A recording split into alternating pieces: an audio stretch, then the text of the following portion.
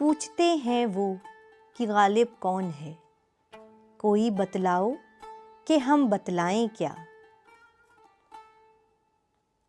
है और भी दुनिया में सुखनवर बहुत अच्छे, कहते हैं कि गालिब का है अंदाज़े बयां और। कोई उम्मीद भर नहीं आती, कोई सूरत नज़र नहीं आती। मौत का एक दिन मुअय्यन है, नींद क्यों रात भर नहीं आती।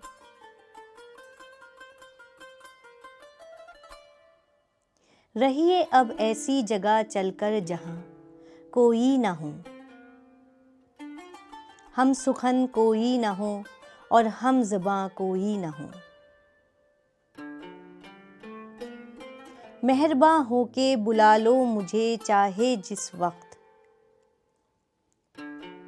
मैं गया वक्त नहीं हूं कि फिर आ भी ना सकूं। आदाब, आप सबका आज हमारे चैनल में फिर से खैर मकदम।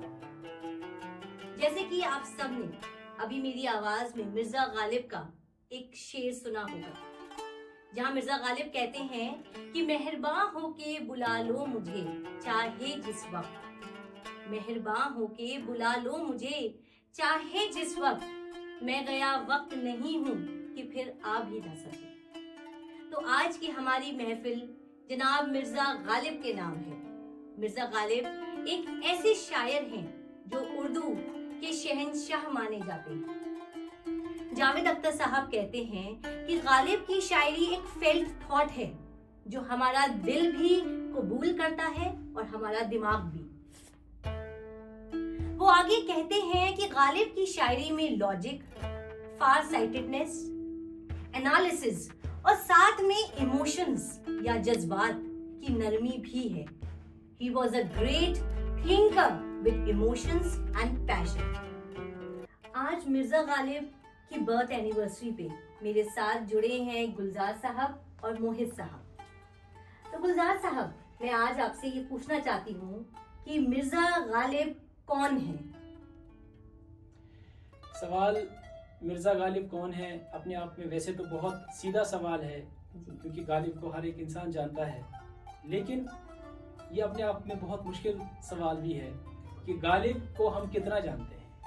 क्योंकि गालिब जो है एक इतनी अजीम शख्सियत और एक इतने बड़े एक शायर हैं कि उनको जानते जानते काफ़ी टाइम लगता है लोगों को, और अभी तक पहचानने में और समझने में बहुत टाइम लगता है।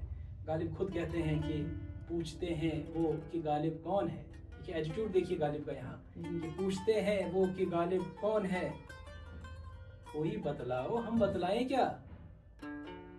ये शेर जो मैंने आपको सुनाया, जाकिर खान जो मशहूर कॉमेडियन है, उनने एक जगह स्टेज पे बताया था, तो कहते हैं कि इतना एटीट्यूड है गालिब के अंदर। वो कहते हैं यार तुम मुझसे क्या पूछ रहे हो कि मैं को, मेरे पीछे लोग होंगे जो बताएंगे।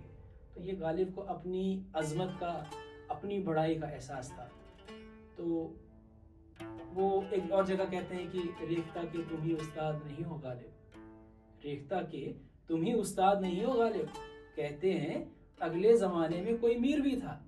अब देखिए पहले शेर में खुद अपनी उस्तादी को तस्लीम कराते हैं कि मैं तो उस्ताद हुई, हाँ कोई मीर भी था पुराने ज़माने में, लेकिन मैं तो उस्ताद हूँ। तो ये बहुत अजीम शायर ही होता है जो इस तरह की बात कर सकता है। बड़ा सवाल है आपका कि गालिब कौन है, तो ये कोई आसान सवाल नहीं है, क्योंकि गालिब के बारे में कहते हैं कि एक दो हो तो सहरे चश्म कहूँ, एक दो हो तो सहरे चश्म कहूँ, कारखाने हैं वहाँ तो जादू का। कि गालिब के बारे में तो इतना बड़ा कारखाना है जादू का कि आप बोलते ही रह जाएंगे। बलाए जहाँ है गालिब उसकी हर बात, बलाए जहाँ है गालिब उसकी हर बात, इबारत क्या इशारत क्या अदा क्या, इबारत क्या इशारत क्या अदा क्या। गालिब का असल नाम मिर्जा असदुल्लाह बेग खान, और गालिब उनका तखल्लुस, पहले इनिशियली उनका असद भी तखल्लुस रखा था। आगरा में पैदा हुए, आज ही के दिन 1797 में आगरा में पैदा हुए। बचपन में वालिद का इंतकाल हो गया, उसके बाद अपने चाचा के यहाँ रहने लग गए, उनका भी इंतकाल हो गया, और फिर कम उम्र में ही शायरी शुरू करी। ज़िंदगी बड़ी मुश्किलों से गुजरी है गालिब। और 13 साल की उम्र में उनका निकाह हो गया। निकाह होने के बाद वो दिल्ली मुंतकिल होते हैं और उसके बाद अपनी वफात तक तो दिल्ली के ही होके रह गए। लेकिन अपनी इतनी मुश्किलातों के बावजूद भी, जो उनकी निजी ज़िंदगी में मुश्किलातें रही, उनके बावजूद भी शायरी की दुनिया में उन्होंने ऐसा नाम क्रिएट किया है, एक ऐसा मुकाम पाया है जो आज की हिस्ट्री में अछूता है, जिसको कोई भी दूसरा इंसान पा नहीं पाता। गुलजार साहब, आपने बिल्कुल ठीक कहा कि मेरा जो ये सवाल था कि मिर्जा गालिब कौन है, वो एक बहुत ही मुश्किल सवाल है और गालिब को समझना और उनकी शख्सियत को पहचानना वाकई में बहुत मुश्किल है। यहाँ मैं मोहित आपसे ये पूछना चाहती हूँ कि आपका गालिब की शायरी में इंटरेस्ट कैसे पैदा हुआ और एज अ बिगिनर आपकी क्या ऑब्जर्वेशंस रही? थैंक यू मैम, एक बार फिर से अपनी काव्यात्मक प्रस्तुति का मुझे हिस्सा बनाने के लिए। यहाँ मिर्जा गालिब के जन्मदिन पे जो गोष्ठी है उसमें कुछ भी बोलने से पहले मैं ये कहना चाहूँगा कि उनका फैन होना अपने आप में बहुत बड़ी उपलब्धि है। बिल्कुल, हर कोई यूं ही उनका फैन नहीं बन सकता। कुछ न्यूनतम अर्हताएं या मिनिमम क्वालिफिकेशन चाहिए होंगी, क्योंकि देखिए जो उनके फैन या फॉलोअर्स हैं वो खुद में कला जगत की बहुत बड़ी बड़ी हस्तियां हैं। बिल्कुल, जैसे फेमस गीतकार गुलजार साहब, जावेद अख्तर साहब, अपने गजल गायक लेट जगजीत सिंह साहब, और last but not the least Naseeruddin Shah ji, जिन्होंने उस किरदार को प्ले किया था। टीवी सीरियल 1988 में आया था और उस किरदार को अमर कर दिया। बिल्कुल बाखूबी प्ले किया कि हमें लगता है कि वही मिर्जा गालिब है, वही है, उनकी छवि वही वैसी दिमाग में ही आती पोर्ट्रे है। होती है। मैंने वो सीरियल बचपन में भी देखा था और अभी भी देख रहा हूँ सीखने के लिहाज से। लेकिन हाँ, सीखने की कोई बंदिश तो है नहीं, तो इस हैसियत से, एक स्टूडेंट या एक लर्नर की हैसियत से मैं यहाँ पे उपस्थित हूँ और अपनी इनिशियल लर्निंग्स और अपनी समझ को साझा करना चाहूँगा। अगेन मैं एक एडवांस अपॉलॉजी रेंडर करूँगा कि यदि मेरी व्याख्या में या मेरी समझ में कहीं कोई त्रुटि हो जाए तो मेरी तरफ से एक माफीनामा है। इसे मेरी धृष्टता या उन्नतता ना समझा जाए। और एज एन एम्पल क्वेश्चन मैं अपने नोट्स भी रेफर करता चलूंगा। तो मेरा पहला ऑब्जर्वेशन है जो मैंने अभी सीखा है हाल फिलहाल में मिर्जा गालिब को पढ़ते समय, कि skill of extempore composition out of thin air, ये रचनात्मकता की पराकाष्ठा है, पिनाकल ऑफ क्रिएटिविटी, कि वो कहीं भी कुछ भी क्रिएट कर देते थे।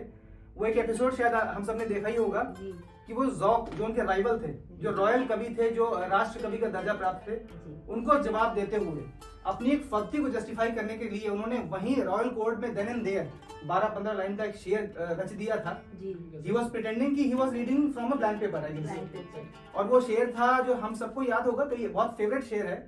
हर एक बात पे कहते हो तुम कि तू क्या है, तुम ही कहो ये अंदाज गुफ्तगू क्या है। तो ये बहुत पॉपुलर शेर है और डेफिनेटली जो इससे कहते हैं कि क्रिएटिविटी की पराकाष्ठा है। और मेरे जैसे बिगिनर्स अगर इस शो को देख रहे हैं तो मैं कहूंगा कि मिर्जा गालिब की पूरी सीरीज भले ना देख पाए, ये वाला एपिसोड जरूर देखें। इसमें जो नसीरुद्दीन शाह जी ने जो एक्टिंग की है वो सिंपली कैप्टिवेटिंग है और ये रिकमेंडेशन है मेरी तरफ से। पहला पॉइंट तो ये था कि एक्सटेम्पोर कॉम्पोजिशन। और दूसरा बिंदु है, मैंने एक्चुअली हिंदी पढ़ी है कक्षा 12 तक, तो हिंदी साहित्य में कहते हैं सूर सूर तुलसी शशि। सूरदास का दर्जा सूर्य के समान है और तुलसीदास जी शशि अर्थात चंद्रमा जैसे हैं। तो मुझे लगता है कि यही दर्जा उर्दू साहित्य में गालिब का है, शायद वो नंबर 1 है, अनडिस्प्यूटेड। तो इस बारे में सर थोड़ा बताएं कि गालिब का क्या दर्जा है उर्दू साहित्य में। मोहित, बिल्कुल आपका सवाल दुरुस्त है कि क्या गालिब उर्दू शायरी के नंबर 1 शायर हैं, इसमें कोई भी शक नहीं है। और मैं ये बात बिल्कुल दावे के साथ कह सकता हूँ, उर्दू शायरी में अगर किसी को नंबर 1 का दर्जा दिया जाए तो वो गालिब ही है। मैं यहाँ पर एक गालिबियत पे रिसर्च करने वाले बहुत सारे लोग आए हैं और उनमें से एक बिजनौरी साहब थे। वो कहते हैं कि अगर उर्दू शायरी में सिर्फ गालिब का ही दीवान होता, अगर उर्दू शायरी में सिर्फ गालिब का ही दीवान होता, तब भी उर्दू शायरी में जो आज जो दर्जा उर्दू को है वो उसको तब भी मिलता। इसके अलावा अगर कोई शायरी होती भी नहीं, वो अपने में कंप्लीट, वो अपने आप में लिटरेचर को कंप्लीट करता है। उर्दू अदब के लिए गालिब ही काफी है। उसके अलावा गालिब जो है, क्योंकि एक अहद के शायर नहीं है, गालिब है पूरे क़यामत तक के शायर हैं। कहते हैं कि जब तक इंसान की हसरतें, जब तक इंसान की स्ट्रगल्स, जब तक इंसान की ख्वाहिशें और जो इंसान के अंदर जो इमोशंस हैं, पैशंस हैं, जब तक वो जिंदा है तब तक गालिब जिंदा है। ठीक है, तो ये चीज़ गालिब को हमेशा जिंदा, बिकॉज गालिब ने अपने दौर में वो चीज़ें बताई हैं जो कहते हैं कि गालिब ने अपने आप को कहा था कि मैं ना बहुत पहले पैदा हुआ हूँ। आज की जो 21st सेंचुरी की बात कर रहे हैं, ऐसा लगता है कि गालिब आज के दौर के लिए बने।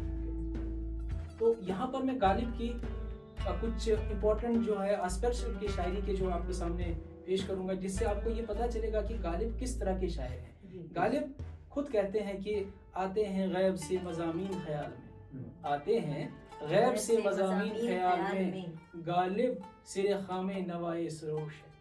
ओके, तो कहते हैं कि मेरे जो मैं जो कहता हूँ ये इल्हामी है, ये ऊपर से आ रहा है, मेरे डिविनिटी से आ रहा है।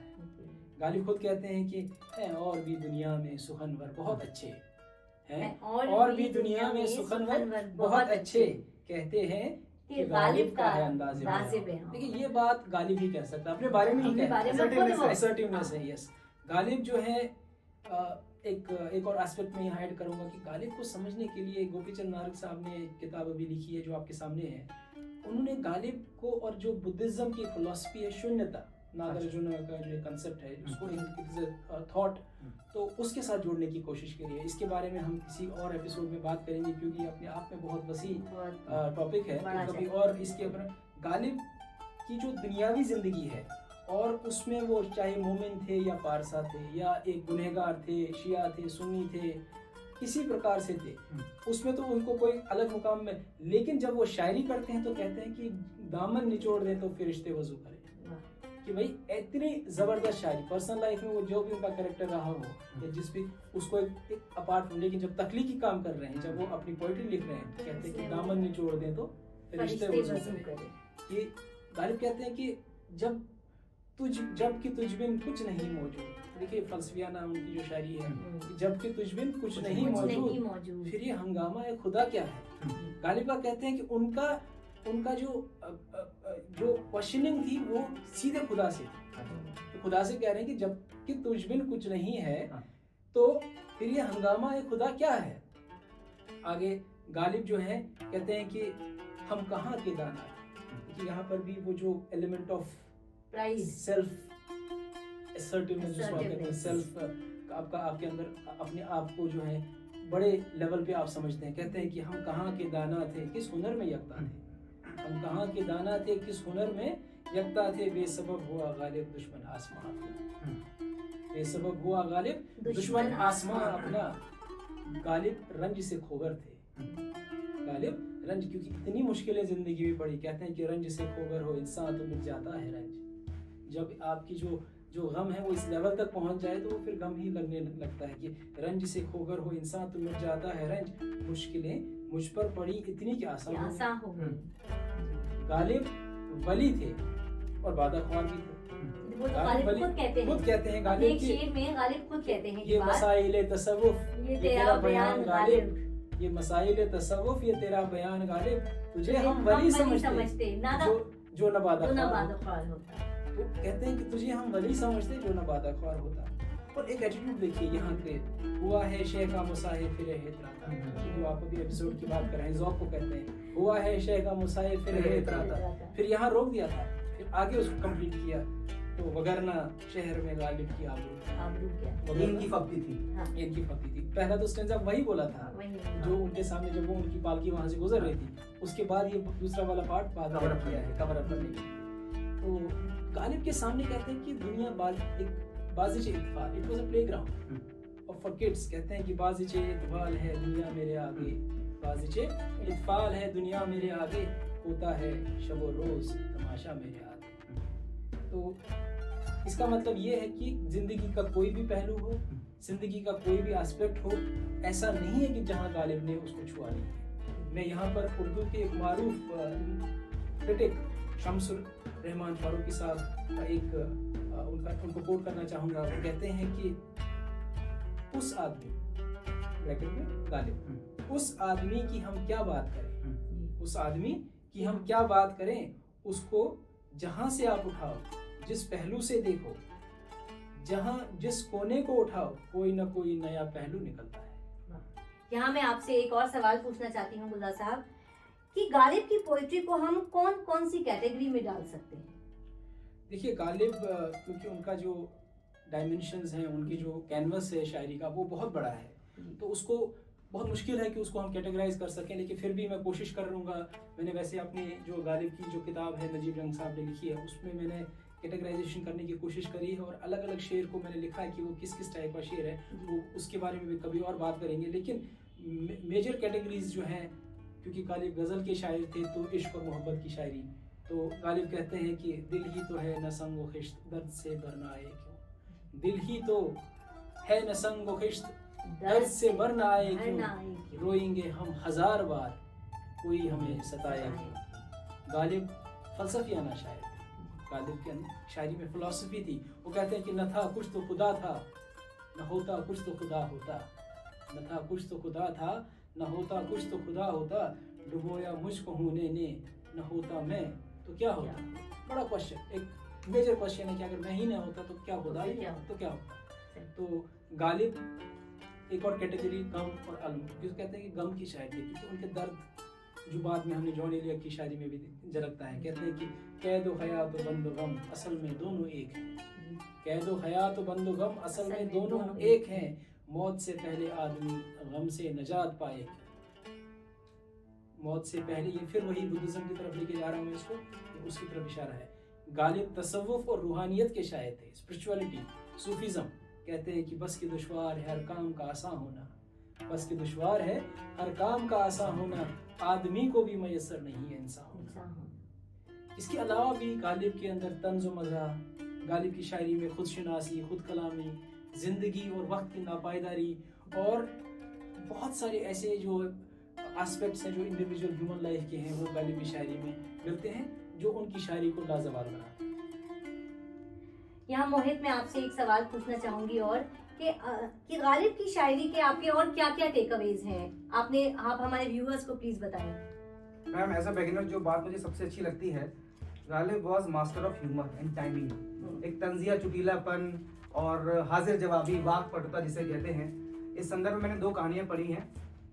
एक कहानी तो वो कि जब गालिब से मिलने उनके मित्र आते हैं दिल्ली और वो उन्हें दिल्ली घुमा रहे होते हैं, तो उनके मित्र कमेंट करते हैं, कहीं गधे दिख जाते हैं तो कमेंट करते हैं कि दिल्ली में गधे बहुत हैं। तो वो जवाब देते हैं फौरन कि दिल्ली में गधे नहीं है, बाहर से आ जाते हैं। और दूसरा किस्सा मैंने लखनऊ में बहुत सुना है जी, आम से संबंधित। एक बार क्या था कि गालिब को आम खाना बड़ा पसंद था, आम के बड़े शौकीन थे।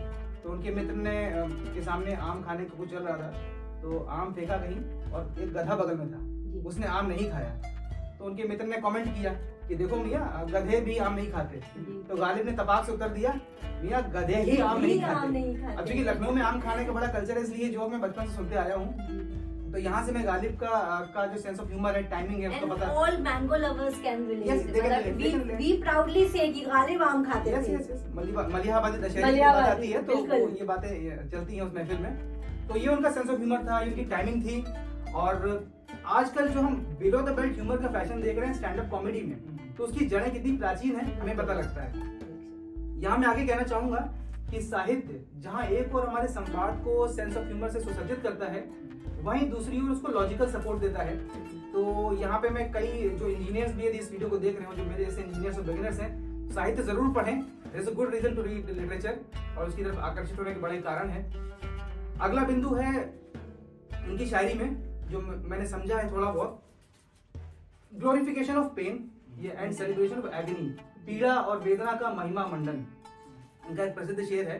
आई थिंक ये कॉमन थ्रेड है सभी उर्दू शेरों में। ये कहते हैं दर्द का हद से गुजरना है दवा हो जाना, और ये थीम फॉलो की गई है बाय मेनी पोएट्स।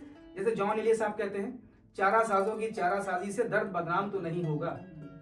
ये हम लोग पढ़ रहे थे एक बार। जावेद अख्तर साहब का शेर है, दर्द अपनाता है पराए कौन।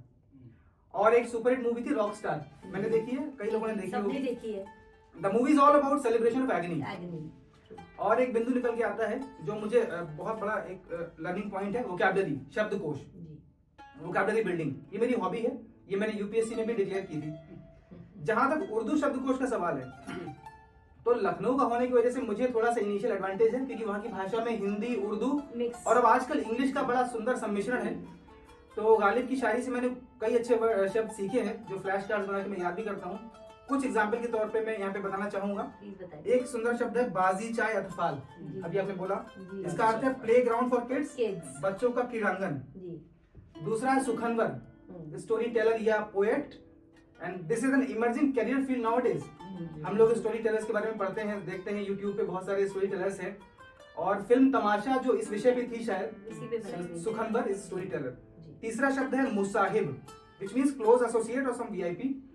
तो ये वही एपिसोड था जब वो ज़ौक पे तंज करते हैं, हुआ है शाह का मुसाहिब फिर है इतराता, तो जो हम लोग कहते हैं ज्यादा उड़ो मत, तो ये वही तंज था। तो 3 शब्द अच्छे हैं, इस तरह के और भी कई सारे शब्द हैं।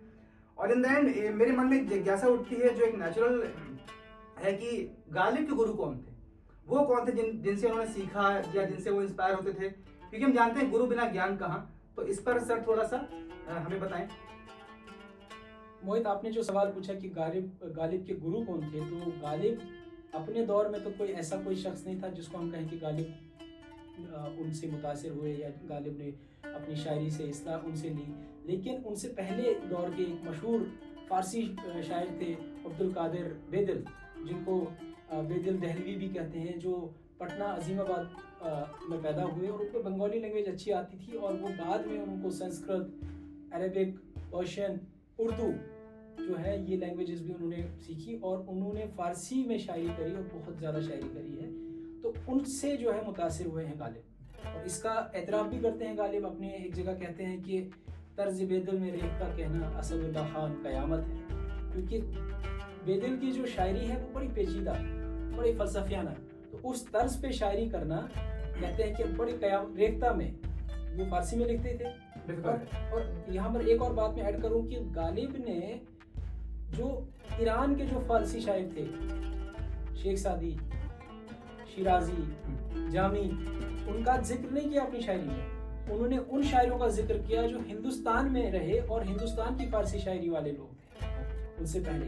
और तो उनका जो है जो मुगल कोर्ट में उससे पहले, गालिब से पहले जो है औरंगजेब के टाइम में, जहांगीर के टाइम में, अकबर के टाइम में जो बड़े बड़े शोरा गुजरे हैं जिन्होंने फारसी में, उनको जो है उन्होंने माना। लेकिन उस्तादी उन्होंने सिर्फ एक शायर की मानी है जो है बेदिल।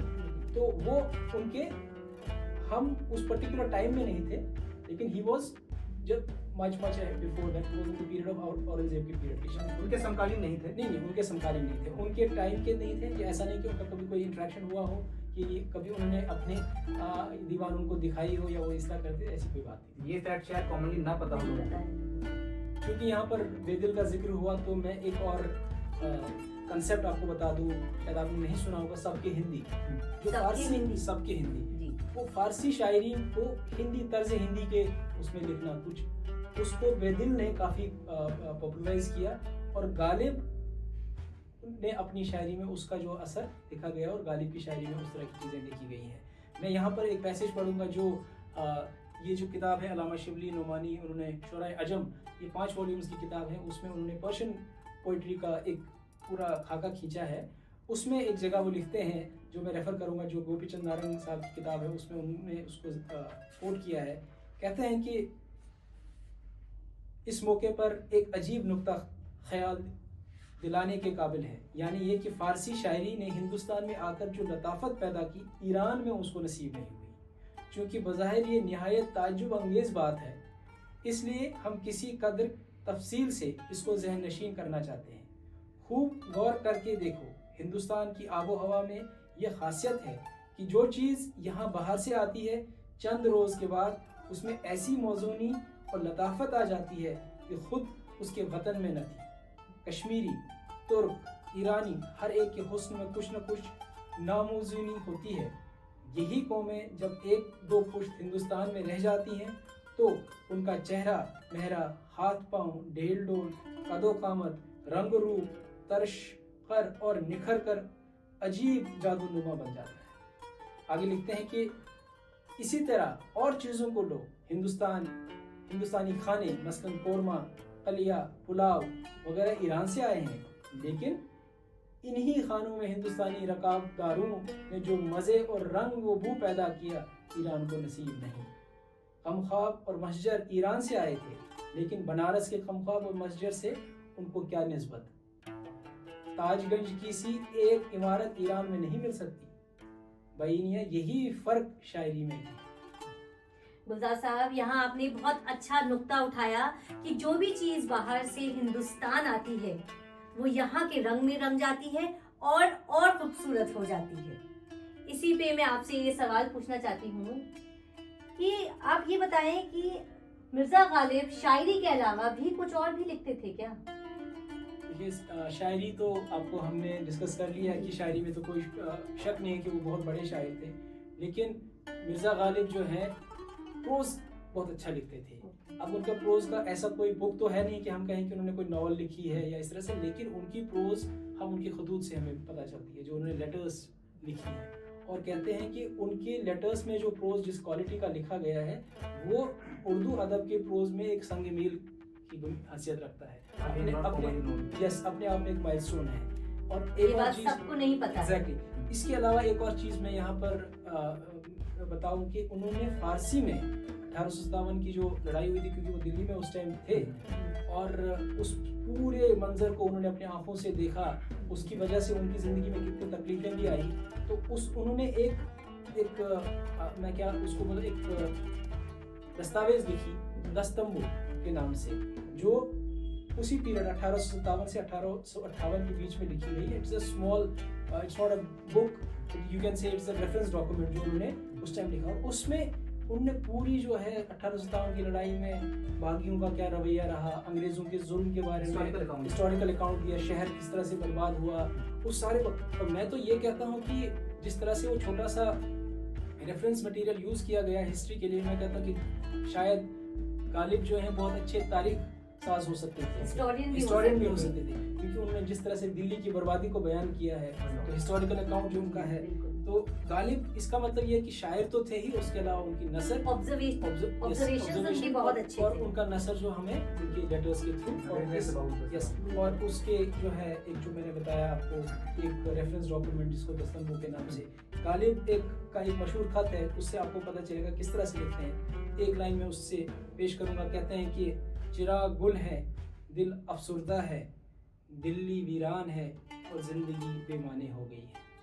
तो देखिए, एक ही सेंटेंस या आप एक छोटा सा 2-3 सेंटेंसेस के अंदर इन्होंने कितनी एक पूरा खाका खींच दिया है कि दिल्ली की क्या हालत थी उस पर्टिकुलर टाइम में जब 1857 के जंग, आज़ादी का जंग चल रही थी। जी हाँ, बिल्कुल गुलजार साहब, आपने हमें मिर्जा गालिब के बारे में कुछ ऐसी बातें बताई जो हमें नहीं पता थी, कि वो बहुत अच्छे प्रोज राइटर भी थे और अगर वो और लिखते तो शायद वो एक अच्छे हिस्टोरियन भी होते। यहाँ हम आपसे एक सवाल पूछना चाहते हैं कि आप हमें ये बताएं कि आज के दौर में मिर्जा गालिब को कैसे देखा जा रहा है और क्या उन पे अभी और भी कुछ रिसर्च हो रही है?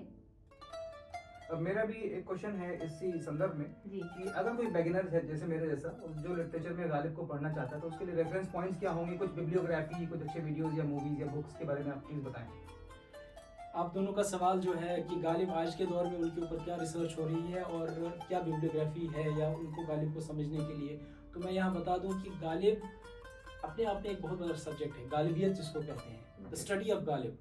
तो ये जो है बहुत पहले से शुरू हो रखी थी। सबसे पहले यादगार गालिब अल्ताफ हुसैन हादी ने लिखी, जो गालिब के टाइम के ही उनके साथ रहे कुछ टाइम के लिए, और उसके बाद उन्होंने एक उनकी बायोग्राफी लिखी जो बहुत ही मशहूर है और जो सबसे पहले रेफरेंस मटेरियल है बाकी आने वाले। हाली के बारे में बताइए, आपने जितना भी जिक्र किया। हाली जो है पानीपत के रहने वाले थे और वो गालिब के पास गए और एक आपने देखा होगा कि उनकी अपनी भी किताब है मुसद्दिस हाली, और उनसे रिक्वेस्ट करते हैं गालिब से। क्या वो उनके स्टूडेंट थे या स्टूडेंट? यस, आप ये कह सकते हैं कि उन्होंने रिक्वेस्ट करी गालिब से कि मुझे आप अपनी उस्तादी में ले लीजिए, और गालिब वैसे आप बहुत ऐसे थे कि वो जनरली किसी को एक्सेप्ट नहीं करते थे, बट उनके साथ रहे हैं गालिब के साथ। तो यादगार गालिब अल्ताफ हुसैन हाली की किताब है। उसके अलावा गालिब और तसव्वुफ नाम से एक किताब है जो मालिक राम ने लिखी है, गालिब को तसव्वुफ के साथ उन्होंने जोड़ा है। इसके अलावा Ghalib the man, the poet and his age, एक रॉल्फ रसल की किताब है। ये बहुत ही पहली किताब इंग्लिश में ट्रांसलेटेड और वेस्टर्न ऑडियंस के लिए लिखी गई है। इसके अलावा गालिब शायरी और फ़लसफ़ा खुर्शीदुल इस्लाम, गालिब और फ़ारसी शायरी अब्दुल रहमान बिजनौरी, गालिब की नसर और खतूत वेस्ली ल्यूटन, और दस्तंबू जो मैंने अभी आपको 1857 के हालात के बारे में जो बताया, तो उस पे ऊपर मुख्तलिफ स्कॉलर्स ने काम किया है। तो गालिब का जो है आलमी अदब में कहते हैं कि उनको आलमी अदब के शेक्सपियर और अजीम शोरा जैसे शेक्सपियर हो गए, दांते हो गए, इनके साथ जो है कंपैरिजन किया जाता है और उसके ऊपर भी रिसर्च होती है। और मैं यहाँ आपको एडवर्ड सेड एक पैलेस्टीनियन अमेरिकन स्कॉलर थे, तो उन्होंने कहा कि Ghalib's poetry presents a fascinating blend of Eastern spirituality and Western rationality. His works are crucial for understanding the universality of Eastern literature. तो ये एडवर्ड सईद ने जो ओरिएंटलिज्म के एक बहुत बड़े मुफक्किर और स्कॉलर माने जाते हैं। इसके अलावा फ्रांसिस प्रिचेट एक लेडी स्कॉलर है जिन्होंने गालिब के ऊपर बहुत काम किए हैं, वो गालिब के बारे में बताती हैं। उन्होंने भी इंग्लिश ट्रांसलेशन की है और वेस्टर्न ऑडियंस के लिए, इंग्लिश नोइंग ऑडियंस के लिए उनको बहुत आसान कर दिया है। वो कहती हैं कि the complexity and the depth of Ghalib's poetry elevates him beyond the confines of Urdu and Persian literature, making him a part of the global literary canon. His verses explore the fundamental questions of human existence, resonating with readers across cultures. तो ये तो कुछ अदीब ऐसे हो गए जो पहले जिन्होंने काम किया है, और आज के दौर के जो सबसे बड़े अदीब हमारे रह चुके हैं, गोपीचंद नारंग साहब, उन्होंने ये किताब गालिब के ऊपर लिखी है, जो इंग्लिश में भी है कि Ghalib's thought, dialectical poetics and the Indian mind. English में भी है, उर्दू में भी इसका ट्रांसलेशन है, और ये हिंदी देवनागरी स्क्रिप्ट में भी है. इसके अलावा आप देख सकते हैं यहाँ पर दीवानी गालिब तो जो है नजीब जंग साहब ने दीवानी गालिब जो है कि ट्रांसलेट किया है, उनको इंग्लिश में ट्रांसलेट किया है. और मैं बता दूं कि जब ये किताब मैंने पढ़ी अभी रिसेंटली, तो हालांकि मैं उर्दू जानता हूँ, उर्दू मैं पढ़ चुका हूँ और मैंने गालिब की कई शरह पढ़ी हैं, लेकिन इसको पढ़ के मुझे लगा कि नहीं, एक डिफरेंट एक नया पर्सपेक्टिव मिल रहा था. तो मैं, जैसे आप बता रहे हैं कि अगर इंग्लिश नोइंग जो ऑडियंस है वो इस किताब को रेफर कर सकते हैं, तो मैं गालिब के बारे में, ये तो आपको रेफरेंस मटेरियल्स हो गए. इसके अलावा जो है आप यूट्यूब और सोशल मीडिया पे अक्सर गालिब के बारे में टीवी सीरियल्स ऑफ कोर्स, और गुलजार साहब का जो टीवी सीरियल है. इसके अलावा भी मैं कहूँगा कि गालिब को बहुत सारे गुलकारों ने गज़ल गायकी जो गाने वाले लोग हैं, जैसे आबिदा परवीन है, फरीदा खानम है, जगजीत सिंह का तो आप तो नाम जानते ही हैं, तो वो गज़लें भी सुन सकते हैं आप, जिनसे आपको एक बेसिक अंडरस्टैंडिंग आएगी गालिब की शायरी की. जैसे कि गुलजार साहब, हमारा हमेशा से ये ट्रेंड रहा है कि हम पोएटिक कंपोजिशंस के साथ अपना ये सेशन कंक्लूड करते हैं, तो क्या आज आप हमें कोई शेर नहीं सुनाएंगे?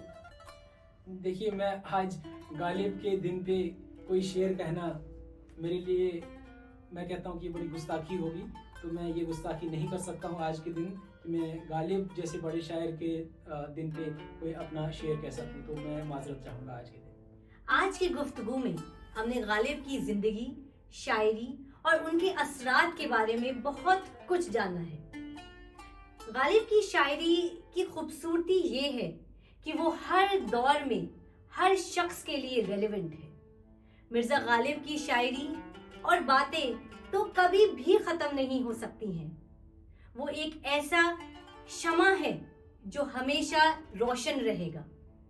हम कोशिश करेंगे कि गालिब और उनकी शायरी पर तफसील से एक और पेशकश करें.